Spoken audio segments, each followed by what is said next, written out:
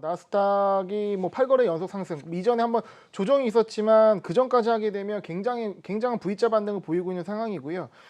그런데 현재 코로나 2차 확산이 진행 중이고 또 확산세가 증가하는 주들도 늘어나고 있는 상황인데 어떻게 증시는 계속 랠리를 진행하고 있을까? 이런 의문이 많이 있으실 겁니다. 그쵸. 이거에 대해서 몇 가지로 좀 설명을 드려야 될 것 같은데요. 일단 첫 번째는 확진자 수의 증가 자체가 오히려 언택 기업의 입장에서는 상승의 원인이 될 수 있다, 원동이 될 수 있다는 것이고요. 그렇기 때문에 최근에 확진자 수가 증가하면서 네. 언택 기업에서 컨택 기업으로 다시 최근에 언택 기업, 얼마 전에 아까도 말씀하셨지만 애플을 비롯한 마이크로소프트를 비롯한 해당 기업들의 주가가 또 주가를 견인했거든요. 그러면 이런 부분들이 오히려 전체적인 실물 시장에는 악재지만 해당 기업에는 호재로 인식되면서 주가를 끌어올렸다. 그리고 해당되는 기업들의 시가총액 비중이 20% 이상이 되기 때문에 네. 이런 것들이 주가에 영향을 미쳤다고 봐야 될 것 같고요. 그리고 일단은 넘치는 유동성의 힘도 좀 고려해야 될 것 같습니다. 그쵸. 어떻게 보면은 이 주가는 미래를 반영하는 거잖아요. 그러니까 실물 경제, 즉 현재의 상황보다도 네. 미래에 대한 기대감을 반영해서 주가가 움직이기 때문에 이런 미래에 대한 낙관적인 부분이 또 있는 것이고요. 그렇기 때문에 넘치는 유동성이 투자로 네. 들어가는 상황이고 또 연준이 굉장히 영향이 많이 미치잖아요. 그쵸. 그래서 연준이 시장을 지켜줄 것이다. 연준이 주가가 빠지면 또 코멘트를 방어를 해줄 해줄 거다. 것이다. 예, 그러면 연준에 대한 이 시장에 대한 강한 믿음이 투심을 상당히 강하게 이끌고 있다라는 것도 봐야 될 것 같습니다. 그리고 세 번째는 이러한 결과들로 인해서 어떻게 보면 시장에 여러 가지 재료들이 나오지만 악재임에도 불구하고 악재는 상대적으로 덜 반응하고 호재에는 더 강하게 반응하는 시장의 흐름이 이런 주가를 만들었다라고 말씀드릴 수 있겠는데요. 이에 대한 대표적인 예로 볼 수 있는 사례가 바로 어제 나왔습니다. 미국과 중국의 무역 갈등 말씀하시는 건가요? 예, 피터 나바로의 어떤 이제 그 해프닝 예, 그쵸. 있었는데요. 나스닥 선물 차트 30분 봉을 제가 갖고 왔는데 이게 지난주 금요일에 고점을 찍고 마무리가 됐다가 월요일에는 어떤 가격 부담도 좀 있었을 테고 월요일에는 좀 개파락하면서 장을 시작했습니다. 네. 하지만 개파락하는 흐름이 이어지지 않고 시가 이후에 월요일날 개장 이후에 선물 가격이 계속 상승을 하면서 오히려 금요일날 고가를 돌파했거든요. 23일 밤까지 그렇게 돌파를 했습니다. 그래서 돌파하고 끝났다가 23일날 오전이죠. 아시아장에서 갑작스럽게 나스닥이 급락을 했습니다. 저도 이 순간을 기억합니다. 한 네. 10시 근방이었던 것 네, 같아요. 오전 10시. 한참 국내장이 움직일 때이기 네네. 때문에 이게 선물장이 먼저 크게 움직였거든요. 그리고 그 낙폭도 거의 200포인트 가까운 나스닥 기준 200포인트 가까운 하락이 급락이 나와서 뭔 일인가 했더니 속보가 나왔죠. 그러니까 피터 나바로 이 국장이 폭스뉴스와 인터뷰를 통해서 이 중국과의 무역 합의가 끝났다 이렇게 네. 얘기를 하면서 급락을 했었는데요. 이게 또 백악관에서 바로 조기 진화를 했습니다. 그 피터 나바로 국장도 자기가 좀 잘못 전달을 갔다 하면 그쵸. 번복을 하게 번복했죠. 되면서 주가가 반등을 했는데 반등을 하고 끝난 것이 아니라 오히려 그 이상으로 상승하면서 랠리가 추가적으로 이어졌고요. 물론 그 사이에는 뭐 그 트럼프 행정부의 추가 부양책 이런 것들 기대된다라고 하면서 올라갔지만 어쨌든 간에 악재된 부분에서 순간적으로 반응을 했다가 이것이 번복되면서 오히려 그 이상으로 주가를 끌리는 모습. 즉 어떻게 보면 시장이 하락만 기다렸다. 하락하게 되면 난 또 사야지 하는 어떤 대기 물량에 대한 수급도 있는 것이고요. 매수에 대한 어떤 긍정적인 이 선호도 이런 것들이 주가에 반영됐다. 네. 그러니까 즉 악재보다 호재에 반응하는 상황이 어제 좀 바로 확인할 수가 있었다라는 생각을 하게 됩니다. 분명히 코로나19가 재확산하고 있음에도 불구하고 이로 인해서 오히려 언택트 기업들의 주가가 좀 크게 선방을 할 수 있었고 넘치는 유동성의 힘과 동시에 이제 시장이 악재보다는 호재에 좀 더 반응을 하는 모습을 봤을 때 미국 증시가 계속 올라갈 수 있었던 점을 이렇게 세 가지 이유로 짚어봤습니다.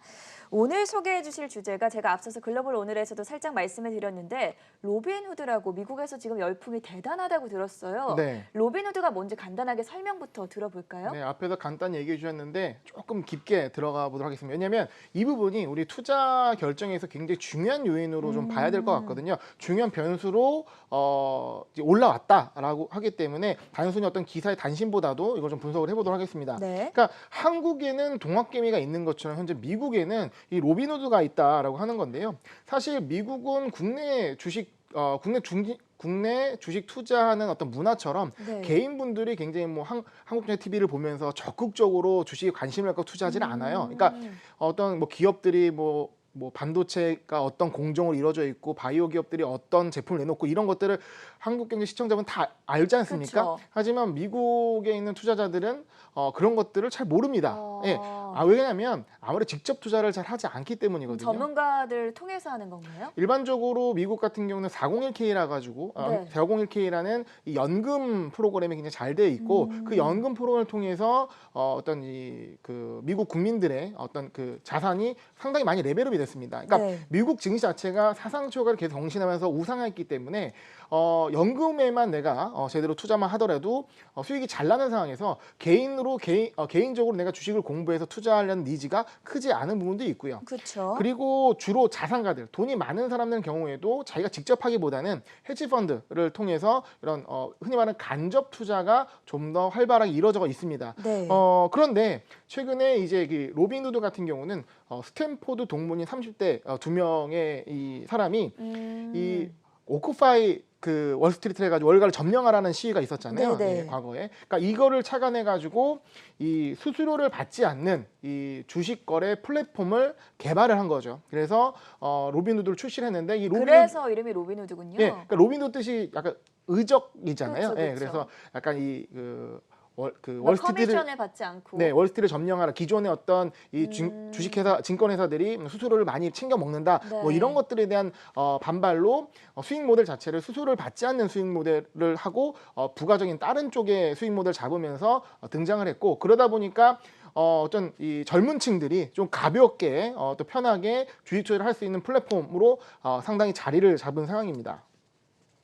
자, 이렇게 로빈후드가 실제로 정말 큰 열풍을 미국에서 불러일으키고 있다고 하는데 실제로 미국 증시에 그럼 긍정적인 영향을 미쳤습니까? 그러니까 로빈후드가 뭐 긍정적이다 부정적이다 뭐 가치 평가보다도 일단은 시장에 미친 영향이 매우 높아졌는데요. 그러니까 수수료 무료 정책을 하게 되면서 이 로빈후드뿐만 아니라 주요 증권사들도 무료 정책이나 혹은 그 수준의 굉장히 저렴한 수수료 정책으로 선회를 하면서 수수료가 많이 인하되는 효과를 나타냈고요. 네. 그리고 이 로빈후드 투자 열풍이 강하게 생겨나면서 최근에는 가입자만 1,400만 명에 육박하는 엄청난 성장을 보여줬고 그렇기 때문에 이 로빈후드로 인한 거래량이 시장에 미치는 영향도 상당하다고 얘기할 수 있겠습니다. 확실히 미국판 동학개미 운동이다 이렇게 볼 수 있겠네요. 네, 최근에 국내에 있는 현상과 매우 맞닿아 있다고 보는데요. 제가 표를 하나 갖고 왔는데 지금 보시는 것이 S&P, 그러니까 위에 보이는 건 S&P 주가의 흐름입니다. 그러니까 네.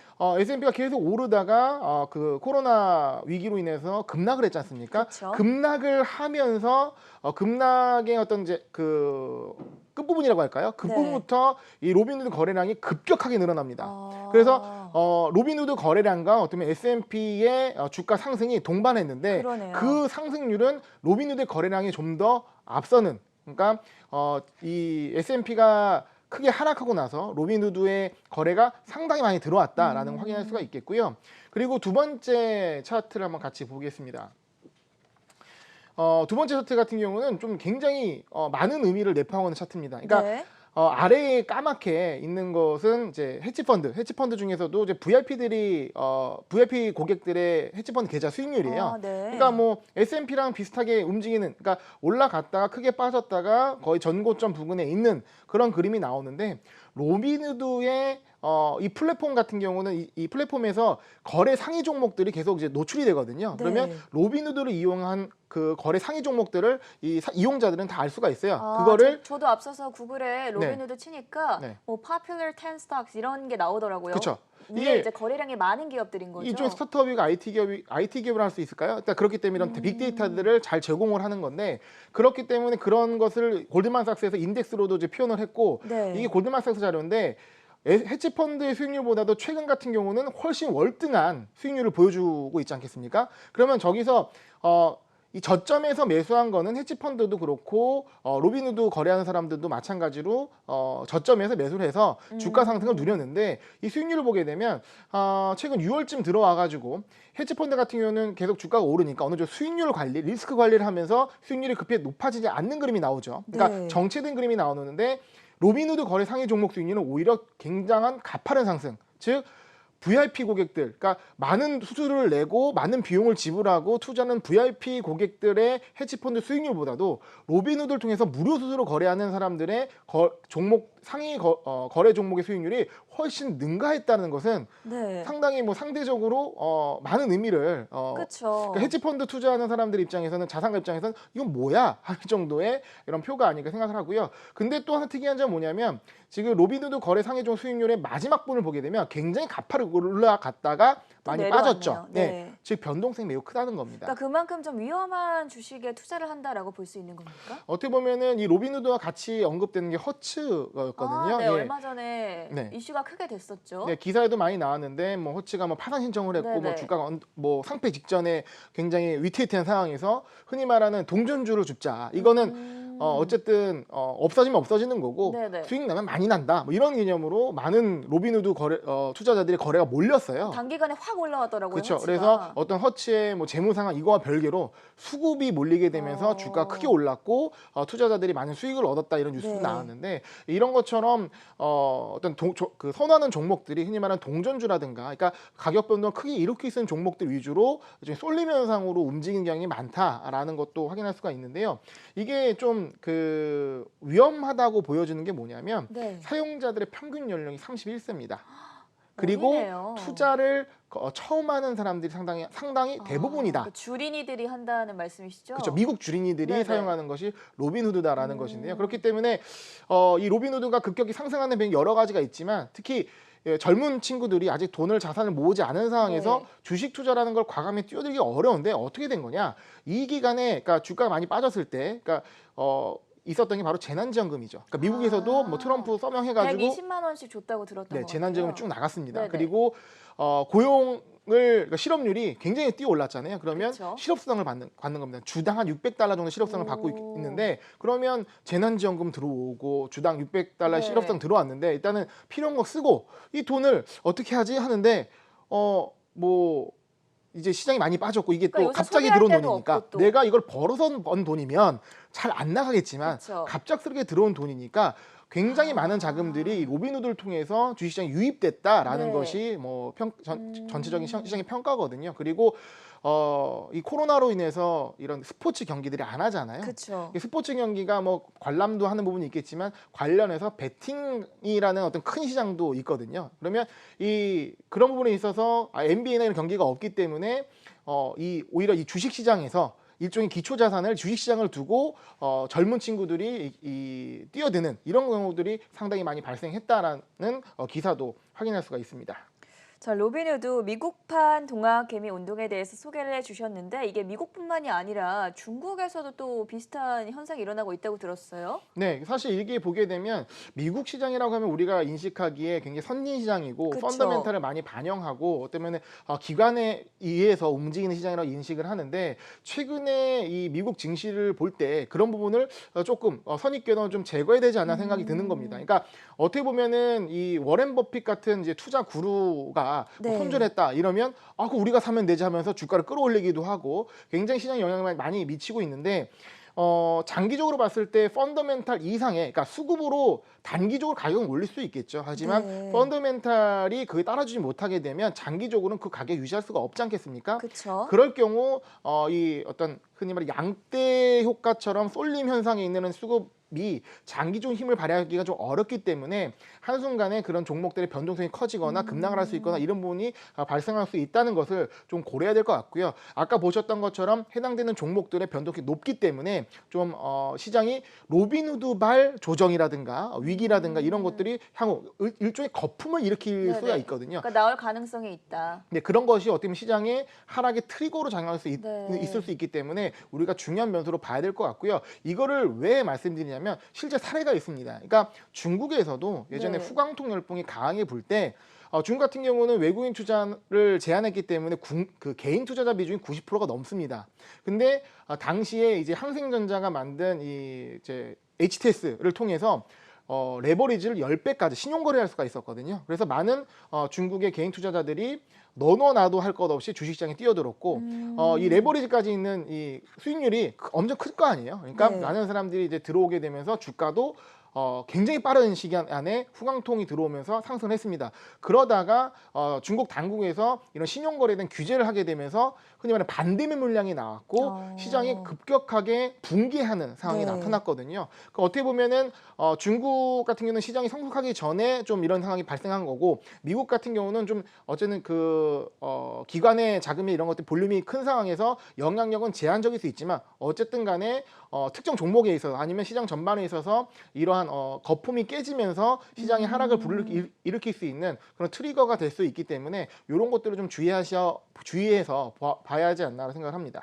지금 레버리지의 위험성에 대한 이야기가 나와서 그랬는데 이틀 전쯤이었죠. 레버리지 ETN 9종이 한 번에 상장 폐지된다. 뭐 이런 소식들이 나왔었는데 이 보도와 관련해서는 저희가 어떤 생각을 좀 가져보면 좋을까요? 네, 이것도 어떻게 보면 전반적으로 연관되어 네. 있는 겁니다. 최근에 미국 증시의 굉장한 랠리, 그리고 이 로빈후드를 보고 느끼는 유동성의 힘, 이런 거와 관련돼서 당국의 조치가 나온 거죠. 어떻게 보면은 신규 투자들이 많이 들어올 때 아무래도 레버리지가 높은 상품에 많이 뛰어들게 됩니다. 그게 특별히 이제 ETF 같은 경우도 미국은 위로 3배, 인버스로 3배짜리 ETF가 많이 있는데요. 네. 특히 벨로시티 ETF, 그러니까 ETN이죠. 그러니까 레버리지 인버스 ETN 9종이 이제 당국의 상장 폐지하라는 이제 내용이 나와가지고 6월 20일에 이 내용이 나왔는데요. 해당되는 ETF들은 눈에 익은 것도 많이 있습니다. 그러니까 유가즈, 그러니까 3배짜리 가스 종목도 많이 거래하시고요. 그리고 골드도 3배짜리 이 골드 상품도 많이 거래하고요. 네. 그리고 티빅스, 그러니까 빅스 관련된 ETF도 많이 거래하는데, 이런 종목들을 포함돼서 한 9종의 이 벨로시티 ETN이 상장이 폐지가 됩니다. 네. 지금 예상대로는 이 천연가스 3배랑 인버스 3배짜리 ETF 같은 경우는 7월 10일 날 이제 상장 폐지가 예정되어 있고요. 그리고 나머지 7종은 7월 2일에 상장 폐지가 예정되어 있습니다. 근데 국내에서도 레버리지 ETN에 대해서 유가 ETN 뭐 이런 것들 많이, 그리고 곧버스 이런 것들 많이 하게 되면서 투자자 보호를 해야 되지 않냐 이런 얘기가 나오면서 규제, 뭐 기본 예탁금을 정하거나 이런 것들이 있잖아요. 마찬가지로 미국에서도 이런 이제 고 레버리지 ETN 상품에 대한 규제 차원에서 3배짜리는 너무 좀 과하다. 이거는 이 상장을 좀 폐지시키겠다. 이런 부분들이 나온 겁니다. 근데 어떻게 보면은 주식 갖고 계신 분은 상장 폐지가 굉장히 센 단어예요. 그렇죠. 그리고 일반적인 종목들은 이제 상장 폐지된다 그러면 주식이 많이 움직이기도 하고 이러니까 네. 변동성도 커서 우려도 하고 그러시는데 예. 이런 ETN이나 ETF 같은 경우에는 어떻게 거래가 마무리가 되는 건가요? 그러니까 상장 폐지라 그래서 너무 걱정하실 건 없는 게, 네. 우리가 주식 투자를 할 때 그러니까 안 좋은 뉴스가 떠서 뭐 상장 폐지 당장 다음 날에 생기게 되고 나는 거래할 수가 없고 이 종목이 없어지고, 흔히 말하는 이제 내 주식이 휴지 조각이 되는 상황이 종종 목격이 되는데, 지금 그거와는 조금 다릅니다. 이거는 특정 날짜를 정해놓고 이 날짜에 이 종목이 디리스트, 그러니까 그러니까 이 거래소에서 없어지기 때문에 이걸 이제 공지를 한 거고, 그 안에 알아서 거래를 하라는 거고요. 그리고 그렇다고 이게 주가가 빠지느냐 혹은 오르느냐 이런 것도 아닌 게, ETF는 기초자산을 추종해서 움직이기 때문에 해당되는 날까지 기초자산 추종해서 계속 거래가 될 예정입니다. 네. 그리고 그 해당되는 날에는 그날 그 종가 기준으로 흔히 말하는 이제 결제를 받는다고 할까요? 현금 결제로 이제 마무리가 되기 때문에 크게 뭐 손해를 보거나 하는 부분은 아니고요. 어쨌든 내가 투자하는 전략을 계속 유지할 수는 없는 상황이 발생하게 됩니다. 해당 ETF로 예를 들어 내가 골드의 3배를 투자하려고 했는데 이 상품이 없어지게 되면 골드의 3배 하는 투자 전략을 유지할 수가 없잖아요. 그래서 이거에 대한 대안으로 삼을 수 있는, 현재 상장된 ETF 중에 대안으로 삼을 수 있는 ETF도 있기 때문에 좀 말씀드리려고 하는데요. 기존에 뭐 3배짜리, 뭐 2배짜리 ETF가 있는데, 이거에 대해서 약간 그보다 조금 더 아래 네. 레버리지인 뭐 이제 2배, 1.5배 ETF들이 있기 때문에 3배짜리 ETF가 없어졌다 하더라도 그 전략을 유지하기 위해서 해당되는 대체적인 ETF로 갈아타시게 되면 그 전략을 유지할 수 있다라고 말씀을 드리겠고요. 다시 한번 말씀드리지만 상장 폐지 된다고 해서 이게 갑자기 사라지거나 하는 것이 아니라 이 ETF는 기초자산 추정하면서 계속 움직이다가 그 거래 종료일에 없어지고, 그러니까 선물 같다고 보시면 돼요. 그러니까 결제를 받아서 없어지는 것이고 뭐 돈이 뭐 사라지거나 이런 부분은 아닙니다.